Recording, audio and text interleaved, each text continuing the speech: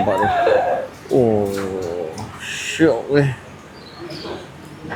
Jumpa makan. Lapar mah? Oh, lapar. Ustaz minum air. Ustaz minum air, Ustaz. Minumlah.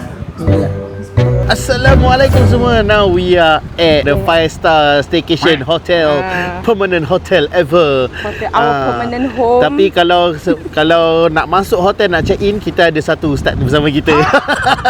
Ustaz Abdul Rahman. Assalamualaikum. So untuk hari ni kita will talk about nanti korang akan nampak nanti bila nanti dah pusing dengan kita interview lagi satu guest kita, nanti korang akan nampak lah. Once nama dia keluar je korang dah tahu dah. Tapi tanpa buang masa lah, kita nak pergi dulu. Tapi sebelum kita nak pergi tu Ustaz, kita dah kat sini lah kan. Diorang pun tak tahu, tapi kita kasih hint lah. Ada doa apa-apa kita perlu baca tak untuk kita masuk? Ucapan apa kita kena cakap Memang ada. Ada. Bila tu nak cakap? Sekarang ni lah. Sekarang. Macam mana kita nak cakap ni? Okey, kalau kita nak cakap kita kena facing dulu. Facing Pasal kita arah nak kiblat. cakap, tak perlu arah kiblat, kita facing kepada Tempatnya. Orangnya, yes. Tempatnya. Pasal apa kita nak bagi ucapan salam. So kalau okey, kita okey, yang hidup ni pun nak bagi salam kena facing each other lah. Kan? okey, Facing yang korang semua yang tengok kan, kita bagi salam. So kita facing sama-sama, insya-Allah kita sebutkan Assalamualaikum ya ahlad diyar minal mu'minin wal muslimin wa inna insyaallahu bikum lahiqun nas'alullahu lana wa lakumul afiyah. Assalamualaikum.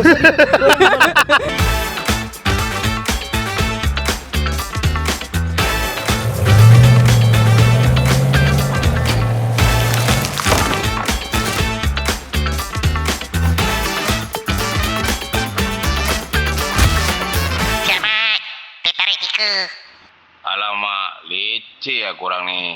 Di lafaz sini kita dah tahu dah salam sejahtera ke atas ahli kampung ini ataupun penghuni kampung ini dari kalangan mukminin dan muslimin, dan sesungguhnya insya-Allah kita akan mengikuti kamu, dan kami mohon kepada Allah Subhanahu Wa Taala dengan kehendaknya mohon kepada keafiatan bagi diri kami dan juga diri kamu, iaitu penghuni tempat ini insya-Allah. InsyaAllah. Okay.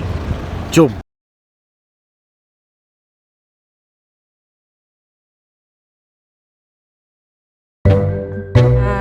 Kita pun dah sampai ke area yang lagi dalam sikit kita nampak ada dijaga. Betul. Semua kan. Kita nak dapat on the ground punya point of view pula. Tapi siapa boleh? Itulah. Tengok kalau ada siapa-siapa. Ada ke tak? Kita Kena cari orang tukang kubur. Sekejap. Itu kawan saya tu. Mana? Itu. Assalamualaikum. Waalaikumsalam. Alhamdulillah. Akhirnya kita dapat jumpa tukang kubur dekat sini. Full mak. Okey. Sekejap, apa khabar? Semua okey Alhamdulillah. Okey, sekarang kita kat sini ni kita nak explore sikit. Boleh. Tapi nak juga kita nak pelajari tentang your experience lah, your pengalaman nak bersihkan kubur, adab-adabnya dan sebagainya. Boleh. Tapi don't worry, kita pun ada ustaz. Boleh. So, kita boleh exchange sikit. Boleh. Jadi Izzat kalau ada question pun boleh juga. Boleh Ustaz? Boleh. Mana boleh dijawab kita jawab Boleh. Tak jawab kita diam je lah. Tak jawab kita cut je lah. Okay. Jom. Let's go.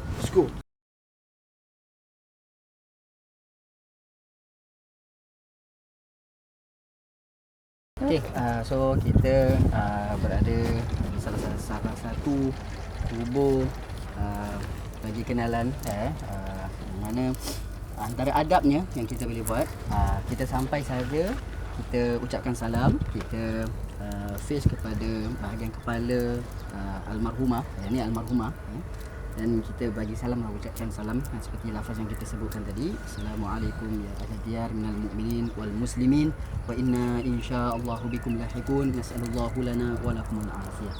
Dan kita boleh insya-Allah kita selitkanlah, kita sama-sama niatkan bacaan suratul Fatihah, dan kita niatkan mudah-mudahan almarhumah sentiasa dalam pengampunan kasih sayang Allah Subhanahu Wa Taala, juga kepada penghuni-penghuni yang lain yang ada kat sini, dan mudah-mudahan mereka semua sentiasa diampuni Allah Subhanahu Wa Taala, dipermudahkan usaha mereka di sana, dan juga mudah-mudahan sentiasa diberikan rahmat dan juga sentiasa dalam lindungan kasih sayang Allah Subhanahu wa taala ditempatkan syurganya. Amin ya rabbal alamin. Ala hadhihi niyyati salih. Al-Fatihah.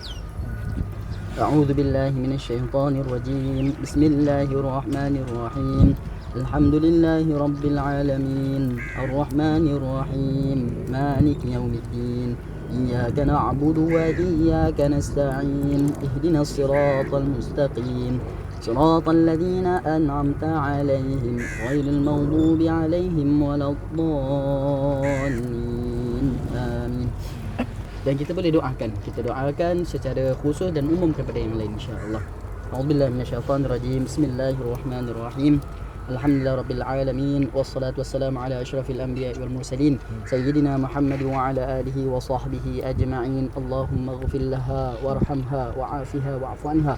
اللهم اغفر لها وارحمها وعافها واعف عنها. اللهم اغفر لهم وارحمهم وعافهم واعف عنهم واكرم نزلهم ووسع مدخلهم واغسلهم بالماء والثلج والبرد ونقهم من الخطايا كما ينقى الثوب الابيض من الدنس وابدلهم دارا خيرا من دارهم واهلا خيرا من اهلهم وزوجا خيرا من زوجهم وادخلهم الى الجنه واعذ من عذاب النار ومن عذاب القبر ومن فتنته. اللهم اغفر لنا وارحمنا. اللهم اغفر لنا ذنوبنا ولوالدينا وارحمهم كما ربونا صغارا ولجميع المسلمين والمسلمات والمؤمنين والمؤمنات الأحياء منهم والأموات برحمتك يا أرحم الراحمين. اللهم ربنا آتنا في الدنيا حسنة وفي الآخرة حسنة وقنا عذاب النار وقنا عذاب النار وقنا عذاب النار وأدخلنا الجنة مع الأبرار يا عزيز يا غفار يا رب العالمين. وصلى الله على سيدنا محمد وعلى آله وصحبه وسلم. سبحان ربك رب العزة عما يصفون وسلام على المرسلين والحمد لله رب العالمين. Kalau kita nak khususkan bacaan sesuatu surah ke, kita nak hadiahkan kepada almarhum ataupun almarhumah pun boleh, tak ada masalah, kita doakan. Dan juga bukan sahaja ada terbatas kepada tempat, tidak. Kalau mungkin kita berada di rumah, kita berada dalam kenderaan, nak pergi on the way pergi kerja ke, kemudian kalau di masjid ke, setelah kita selesai solat sunat, solat fardu dan sebagainya, jadi boleh juga kita lakukan bacaan, kita niatkan bacaan surah, bacaan Quran kita niatkan kepada mereka-mereka yang telah pergi meninggalkan kita. Kita selitkan doa bukan sekadar sahaja di perkuburan sahaja, di hadapan di kubur sahaja, bahkan di tempat-tempat lain. Tak terbatas ke, tak tertentu pada sesuatu keadaan saja, tidak. Boleh dilakukan di mana-mana dan sangat digalakkan dapat kita lakukan sentiasa. Okey. Saya ada soalan. Silakan. Tak putus jadi macam kalau kita kata kita nak sedekahkan Al-Fatihah tu semua kan. Apa maksud sedekahkan Fatihah tu kepada almarhum tu? Macam pahalanya ke? Atau dia menjadi kebiasaan kita kaum Melayu Islam kan, di Nusantara ni, kalau disebutkan sedekah tu mungkin kita sebenarnya nakkan pahala bacaan, kita nak kebaikan untuk si mati yang memang amalan dia dah terputus. Dia bergantung sekarang ni mengharapkan doa-doa kita, yang mana amalan-amalan tersebut boleh membantu mereka, kan. Jadi kita apa yang boleh kita lakukan adalah dengan kita niatkan bacaan surah Fatihah ataupun surah-surah yang lain. Itu yang dimaksudkan dengan kita sedekahkanlah. Jadi yang mana kita lakukan, kita mengambil keberkatan bacaan surah tersebut. Kita boleh bertabaruk dengan amalan soleh kita. Jadi membaca surah Fatihah atau membaca surah-surah yang lain sebelum kita nak berdoa kepada Allah, itu adalah mengambil keberkatan amalan soleh kita sendiri. Boleh, tak ada masalah. Ataupun kita nanti kalau di masjid kita minta imam-imam untuk bacakan, ustaz-ustaz untuk bacakan, ustaz boleh niatkan nak kepada si fulan ni niatkan surah Fatihah. Boleh, tak ada masalah. Jadi yang seterusnya serahkan kepada Allah Subhanahu Wa Taala. Yang penting kita lakukan doa tersebut adalah dengan kita mulakan dengan amalan soleh kita. Kita mengambil keberkatan amalan soleh kita. Boleh, tak ada masalah. Dari sudut syarak saya pasti benda ni tak ada berjanggah dengan hukum. Kita mengambil keberkatan bacaan amalan soleh kita. Bacaan Quran tu amalan soleh, betul tak? Surah Fatihah kita baca amalan soleh. Jadi selepas kita membaca ayat Quran, kemudian kita berdoa, insya-Allah memudahkan untuk Allah Subhanahu Wa Taala kabulkan hajat-hajat kita. Itu antaranya insya-Allah. Ada beberapa waris, selalunya saya buat TikTok live di social media. Ya saya. Ada juga waris bertanya, kalau ada apa-apa tumbuhan yang di atas kubur kita tidak dibenarkan untuk cabut atau Betul. potong. Betul. Adakah itu benar? Okey. Kalau contohnya kita tengok kalau tumbuhan tersebut tumbuhan yang menjala sampai merosakkan perkuburan. Jadi memang kita sebolehnya kita trim lah, kita kemaskan lah. Kemaskan tak ada masalah. Kita bukannya merosakkan tanaman tersebut. Kita cabut, kita biarkan kubur tersebut kosong, tak ada apa-apa, tak boleh lah. Pasal apa? Memang tumbuhan-tumbuhan ini yang mana kita letakkan di atas kuburan, memang perkara tersebut disebutkan oleh baginda sallallahu alaihi wasallam, dan tumbuhan tersebut dia akan mendoakan si mati. Itu sebab kalau pokok-pokok yang ada, tumbuhan-tumbuhan hidup yang ada di atas kuburan dibolehkan kita biarkan sahaja. Kalau kita nak semai dia, bukannya semai sampai macam jadi ladang padi ke apa semua kan, tak adalah kan. Hanya kepada kita punyalah kan. Sebaiknya kita letakkan sesuatu yang hidup lah. Kerana dia mendoakan kepada si mati. Selama mana dia tumbuhan tersebut hidup, dia mendoakan si mati. Kalau ada batu, yang batu hidup ada sebutkan batu sungai kan. Kalau batu bata ni, batu blok ni biasanya dia tak ada, memang dia dibuat. Tapi kalau batu sungai ni, batu hidup, tu pun sama antara ni boleh. Boleh. Boleh tak? Tapi first time. Jadi kalau contoh pokok, memang kita galakkan. Kalau datang tu kita siram. Kita kalau nak cabut, musnahkan tanaman tersebut, tu tak boleh lah. Kerana ini bahagian untuk si mati, bagus untuk si mati. Kalau pokok ni ada tu, dia macam ada tajam-tajam semua. Dia kalau sampai mengganggu orang yang datang ziarah, nak lalu, nak buat kerja dan sebagainya, kan, itu memang tak digalakkan lah. Hatta kalau kita tengok binaan-binaan ni, binaan dia ada tujuan lah. Bukan untuk nak menunjukkan kemegahan si mati tu, tidak. Sebenarnya kalau kita lihat secara umumnya, janganlah sampai perkara tersebut boleh mendatangkan fitnah, satu sangkaan yang tidak baik pada orang-orang yang melihatlah. So binaan ni sebagai contoh yang sekarang kita lihat ni adalah untuk menjaga tanah perkuburan ni, supaya dia tak, orang cakap apa, dia kemas, dia kemas, terjaga. Kita pun takutlah kalau yang bahagian tanah ni dia dah tak stable kan. Jadi binaan ni adalah untuk bagi stable lah perkuburan tu. Boleh, tak ada masalah. Kemudian janganlah sampai ada kerusi, meja semua kan. Itu dah jadi binaan. Itu yang tak digalakkan. Kemudian sampai ada minta maaf yang corak-corak macam-macam kan. Sampai ada harga-harga lagi, minta maaf harga dia minta maaf. Ini kita lebih kepada nak elakkan. Kalau boleh elakkan sahaja. Okey. Ni kalau ada binaan ni, boleh tak kita pijak? Tak boleh lah. Tak dibolehkan pijak. Tak, memang kita tak boleh pijak perkuburan. Kita tak boleh duduk ke atas binaan ni ataupun kubur ni, tak boleh duduk. Okey. So itu antara adabnya. Kita nampak ni kita nak duduk suka-suka, tak boleh. Kita tu macam tak respect lah pada si mati, tak bagus. Tadi Ustaz cakap kalau dah buat binaan tak boleh duduk ataupun pijak. Okey. Yang satu saya nak tanya kepada Ustaz lah. Silakan. Selalunya kita ada tengok yang ziarah selalunya orang-orang yang berumur.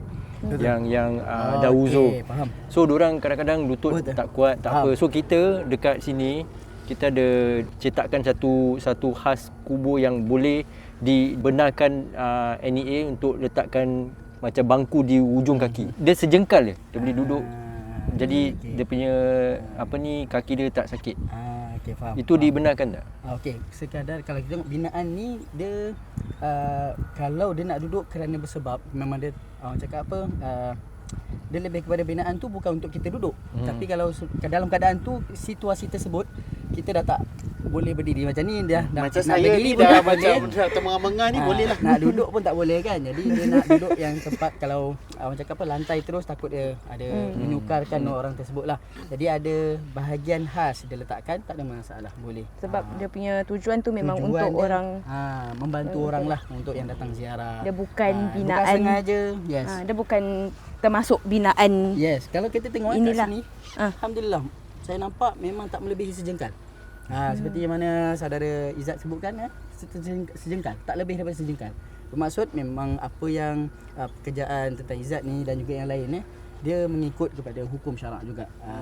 Pasal pada kita yang saya lah selalu wawarkan di social media, saya mengajarkan kenapa kita perlukan dapur kubur. Okey, faham.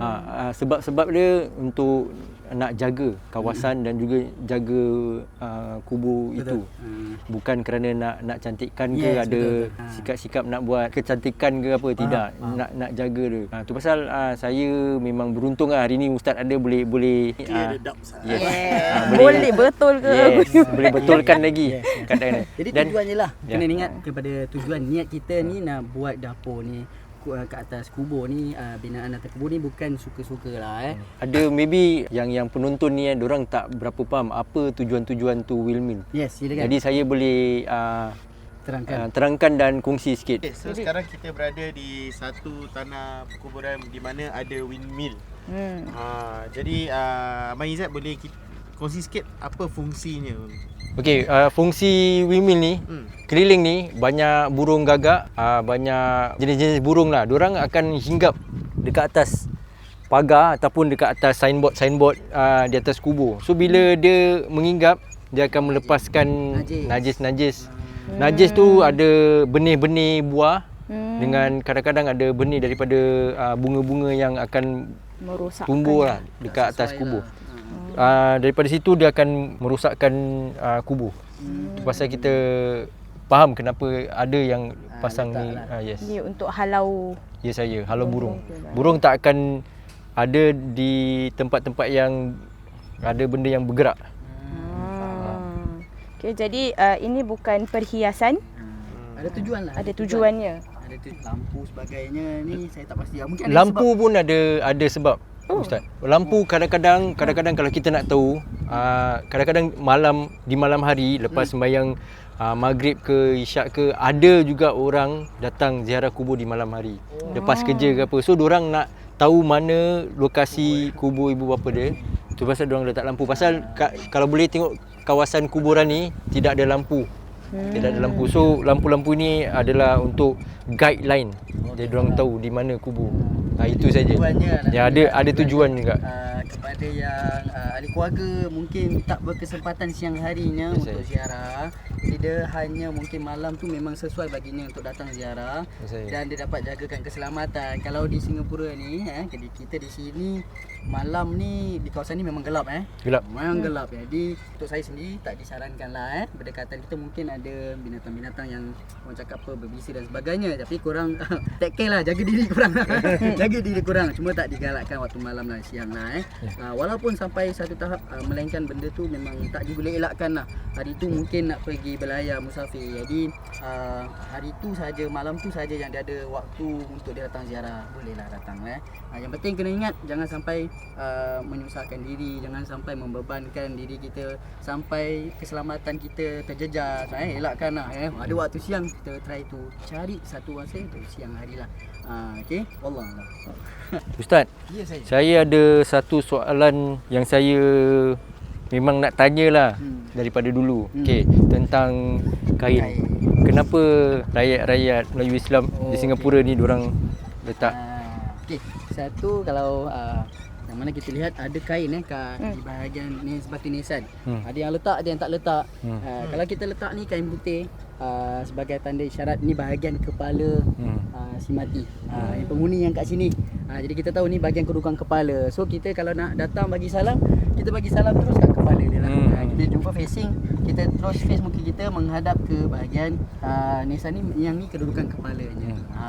Ada satu keadaan dia jangan sampai kita letakkan benda-benda yang tak sepatutnya. Sebagai contoh, bukan kain putih, kain hitam lah, kain berkala lain-lain kan.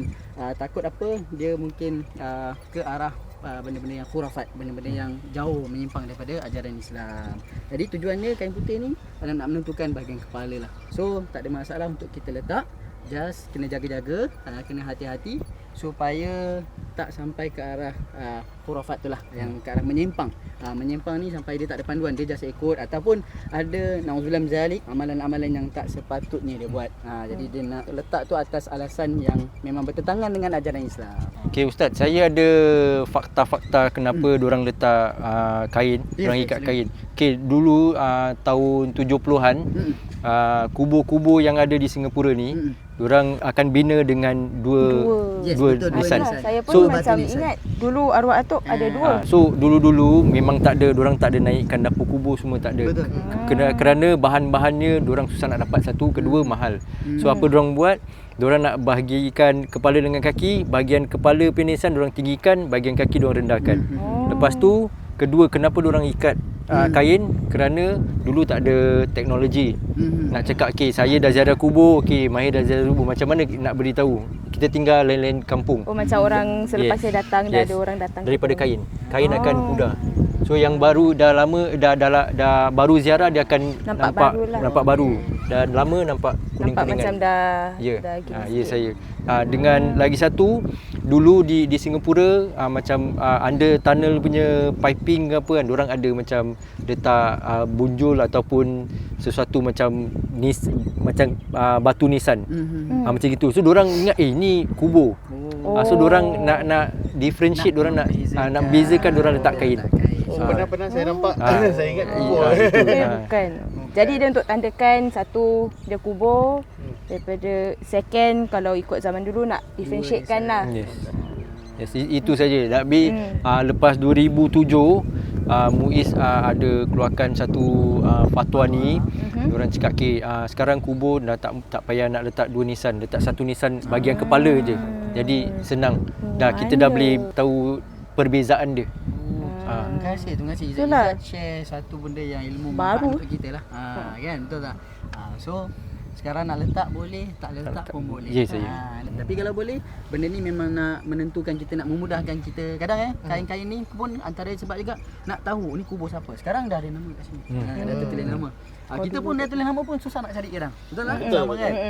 Tapi ikut masing-masing. Yang penting kalau dah lama tak datang tu memang tak jumpa lah kubur macam mana pun letak tentukan kan. Dulu pun bila diorang dah start buat ni grid system, diorang panggil ni grid system.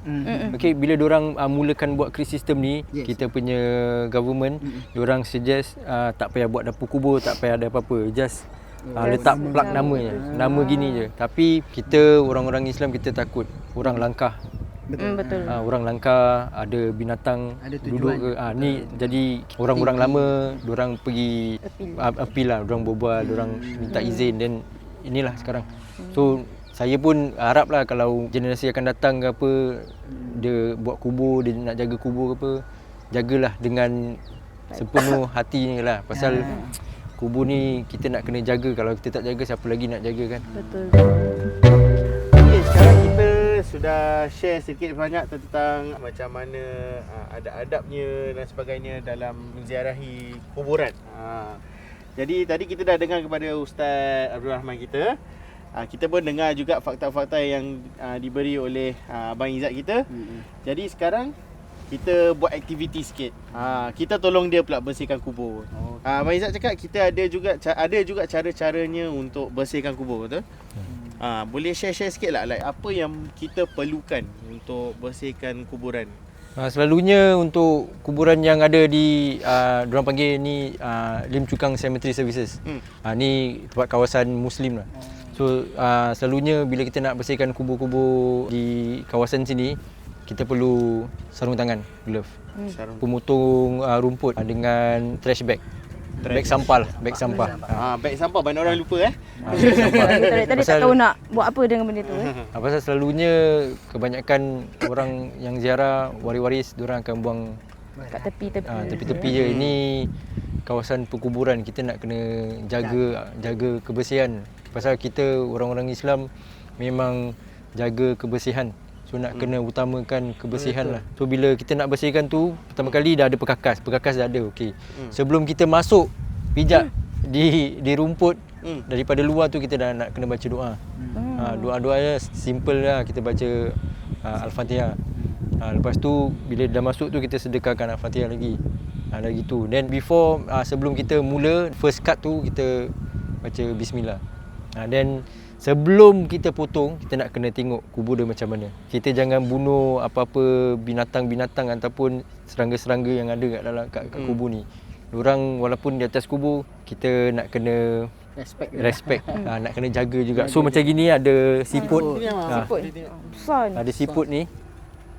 So selalunya ada siput, lipan dan sebagainya. Selalunya kita letak tepi lah, letak dekat-dekat dengan pokok. Baru kita mulakan potong. Cara kita potong pun ada cara. Kalau kawasan sini selalunya kita pakai hand scissors. Pakai gunting tangan saja. Kalau kubur-kubur lama yang bersemak, bersemak tu kita nak kena pakai grass cutter yang mesin potong rumput.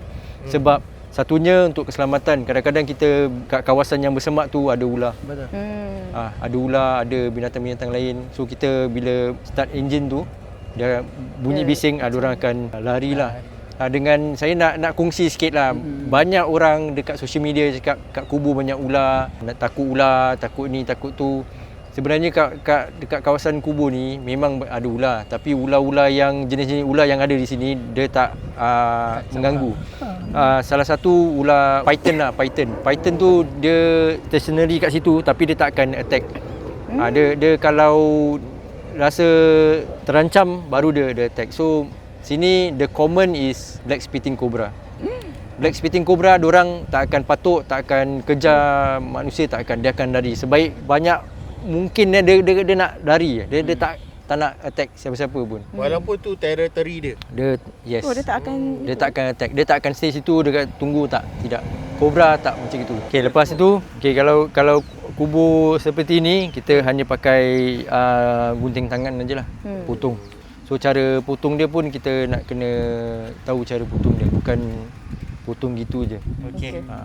And alright, now we're going to take a pause to our journey with Izzat Tukang Kubur. See, magic right? Just now got hair, now don't have hair. You know why? Because you don't take later in the day. Okay, so what's going to happen is we are going to have a sit down session with Izzat Tukang Kubur where he going to talk a lot more about his experience and what he go through as Izzat Tukang Kubur. But where? We're gonna do it at Teh Tarik 3, our new podcast. You go to Spotify, you can find it there, okay? So we all gonna see you guys there. And bye-bye. Assalamualaikum. Teh Tarik 3. Teh Tarik 3.